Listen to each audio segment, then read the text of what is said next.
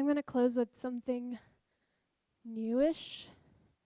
I don't talk about this a lot, but it's called the Dream Act. It's from a project called Dora na Guatavita, and it's about Dora the Explorer. Who knows Dora? Clap if you know Dora the Explorer.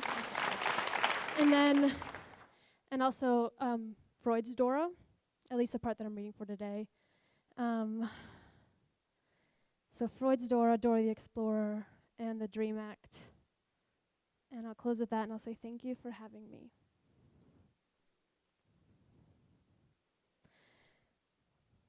The Dream Act. Perhaps I like white cock in the way I like Charles Baudelaire, in a eau de pauvre kind of way, where the inscrutable mirror the other provides, in my case, white cock, is a slick old spum puddle, a hardy chasm, a slash, a rat trap, more mahogany axe gash than mirror. Or perhaps I like white cock when I consider how appropriate my master's tools feel in my hands. With all due respect, I'll don the oppressor's high-waisted jeans, the oppressor's lacy crop top. Gold zips with tiny teeth runneth up my back. Girls here are free to have fun. I won't lie. Like white cock, sometimes I want to crush hearts. I want to stomp out all the love and all the hearts, splatter crust bruck hearts of my shiny baby, sweetie Max. But the cost of permanent residency is good moral character, in which good moral character is determined by a medical examination into the caliber of my 21st century pristine slut affect. Look at me. Does it hang on me like drag, overcoatish like, or, okay,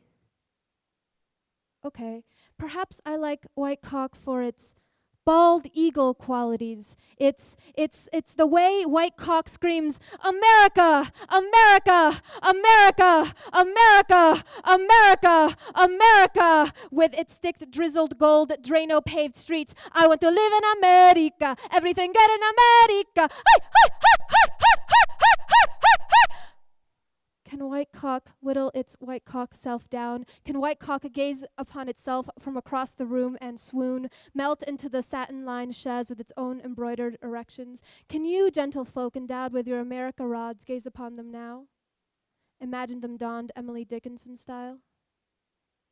In other words, what I'm trying to say is, have you considered the Dream Act of 2011? The Dream Act, good for our economy, good for our security, good for our nation. The Dream Act, an opportunity to expand the pool to the advantage of military recruiting and readiness. Everything's free in America, first mafia in America. Hey, hey, hey, hey, hey, hey, hey, hey, hey. Dreamers, all white cock proclaim fear of writing its own whiteness, so we must mux it for them, spread our Anita, Josefina, Margarita, Tamayo, Sanchez, Lalinda, Romero, with all its stank over this American pastoral doily. Dreamers, do you hear the construct of white cock in my American letters? My white-spoken poetry hag slang is counterfeit. I send it to the fainting cause for a shaft knacking, and I wrap my tiny brown hand around the pearly dork and tug, tug, tug. We have so much to gain by doing right by these young people. Do you hear the twisted squall of Jennifer Tamayo reading section C, paragraph 3 of the Dream Act of 2011? C, the alien has been a person of good moral character, avoiding all non-white cock willfully and knowingly since the date she, the alien, entered the United States circa 1987. And did you know that the Secretary shall utilize biometric, biographic, and other data that the Secretary determines is appropriate to deem Jennifer Tamayo inadmissible for loving white cock, and to determine whether there is any criminal, national security, or other factor that would render her, the alien, ineligible for white status. And she, the alien, shall undergo a medical examination. The Secretary, with the concurrence of the Secretary of Health and Human Services, shall prescribe policies and procedures for the nature and timing of such examination. Oh, she's so queer for Uncle Sam, that Jennifer Tamayo, a brown girl in search of white time. She's so queer for Uncle Sam, the code switch bewitching like... Just download the Dream Act cheat sheet. That thing sputters slave material. How beautiful it is. How beautiful it is. All the gold of the poor world must have found its way across those walls. At night, I dream of the largest white cock slithering into my bedroom and snaking up next to me, and me wrapping my body around it, tender and loving, and I gaze into its hole and I whisper,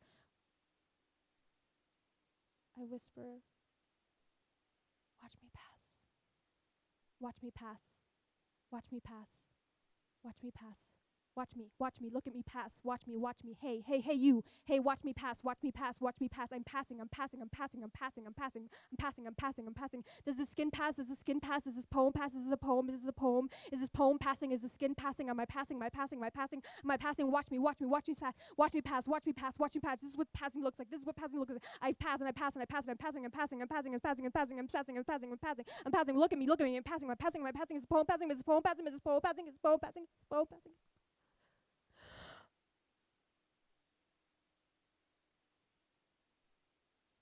Dream Act Part 2. I suppose what one considers a border crisis, a crisis of limits, is really a crisis of the body and the way the body, threatens limits and has its own limits brought into question by something like, let's say, the sun or a catcall or its own ego. Though I think it's getting to be gauche to write the body, it's getting to be redundant to discuss materiality and resource. It's getting old to have you consider our femme outfits teetering at the border of slut city in the gash of the third wave. Bodies are over in American poetry, some might say. Bodies are over. Over God. Can all the bodies be thrown overboard? Because what better body than the body of American language? What better body than the written word? These are bodies we can torture and tempt and corrupt and antagonize without much hardship. Language is the body that can withhold pain, not like these other bodies around here, giving off cells and giving off cells and cells and cells until the item is almost subject, until the item is almost nothing, almost sheer. I can cut up language slowly, stick the needle to its messy garb, and stuff it, shut it, sink or swim it. I can soak and swear it. I can abuse language. I can foam at the mouth with it. I can say shit like, fuck Audre Lorde, and fuck Anzalua, and fuck bell hooks, and fuck women, and fuck men, and fuck earth, and fuck everyone with lungs, and fuck gang rape, and fuck football, and fuck the culos, and fucked over the colonial phallus, and fuck every tiny baby border crossing for days from Honduras and El Salvador and Guatemala, and put the tiny babies in the tiny rooms and feed them filthy food and keep them tied up to the tiny rooms, and I could describe their tiny bodies with the most pornographic details, and then I could belt their tiny Latin songs like, Yo quiero vivir en América, and there might not be any tiny riots in your tiny heart, save for all the feelings that language lets us feel, but keeps us from acting upon, because language is the most appropriate border crossing, the one we let in because we can't keep out. And sometimes I think us tiny poets have tiny coward minds, but let's still watch the World Cup and let the itty-bitty baby bodies too tiny to consider to be forgotten in the border crisis, not enough cross-dressing to get my pinga going. In 1994, I dedicated Madonna's Borderline to my mom. At that point, she hadn't yet told me. We had gotten on a boat, her and I, when she was 22, and made the journey so many human bodies have been making to the United States, only to get caught shortly after and sequestered at a border control facility for a length of time I do not know. I don't wanna be your prisoner, so baby, won't you set me free? If you want me, let me know, baby, let it show. Honey, don't you fool around. Try. Somebody knows this song. Try to understand. I'm giving all I can. But you got the best of me. Thank you. Borderlands. Feels like I'm going to lose my mind when you keep on pushing my love.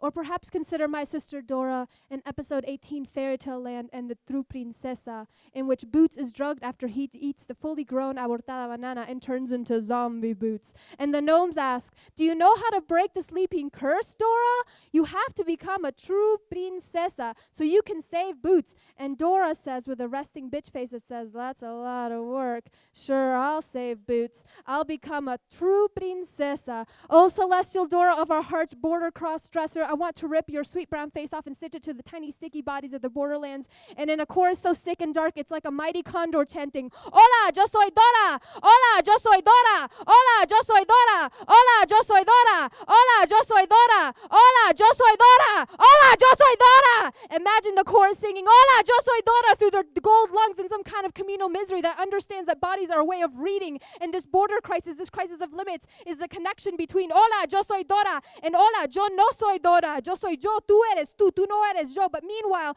Boots is dreaming, sweetly dreaming, drug-induced palace of bananas, and Dora trapped in the ecosystem of my subjugation, tied relentlessly to the imagined body, the body dematerialized, twinned, and trapped in the ecstasy of a terrible frontera. Dreamers, you came here trusting with your hearts open, trusting with your arms open, with your dreamers, you came here with your ears open, with your bellies open, with your lungs open, with your assholes open, with your gaping, gasping, exhaling, with your penis lips open, with your flower cunt spread open, guzzling open, with your slurk lip open with your ventricles wide open, so dripping, so open. Dreamers, you came here with your navels open, with your navels open, with your navels open, with your